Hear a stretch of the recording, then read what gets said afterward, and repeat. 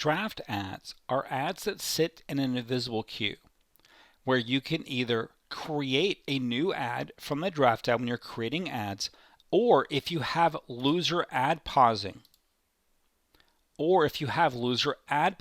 enabled, when we find an ad group that has a loser ad based upon your loser ad pause criteria, we'll automatically pause the loser and then we can push the draft ad live.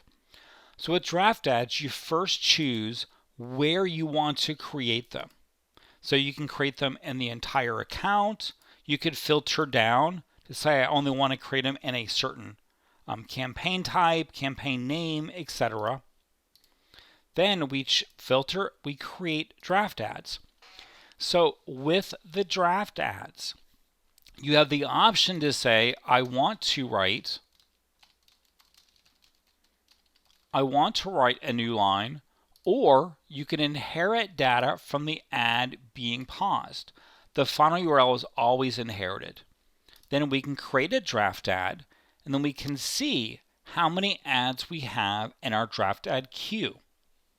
We can then select an ad group. We can see the draft ads in the queue.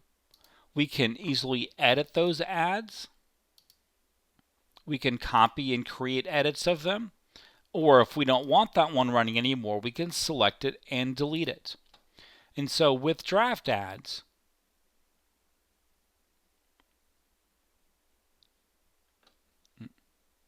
and then if we go to our ads and we create a new ad,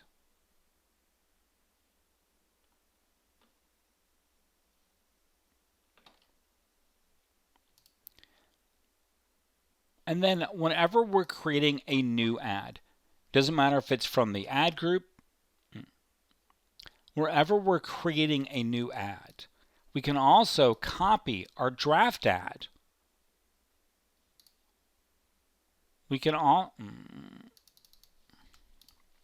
Then whenever we're creating a new ad, we go from the copy from, then when you're creating a new ad, if you click on copy from, then you'll see copy from draft ad. And then if you select it, you will see all the draft ads you happen to have in an ad group. You can click on it, and then we'll fill in that information. It could be an entire ad or just a line. And then you can fill in the rest and go ahead and create that new ad. So draft ads lets you automatically